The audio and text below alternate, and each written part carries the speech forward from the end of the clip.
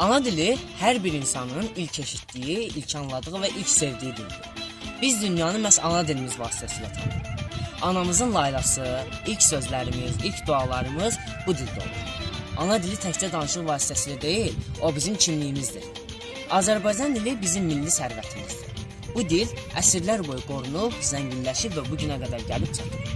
Şairlərimiz, yazıçılarımız bu dildə incilər yaradır. Tariximiz bu dildə yazılır. Hər bir sözün keçmişindən bir iz daşıyır.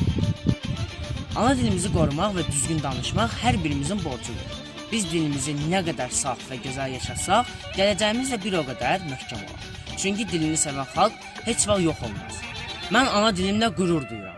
Azərbaycan dili mənim kimliyim, varlığım və fəxr yerim.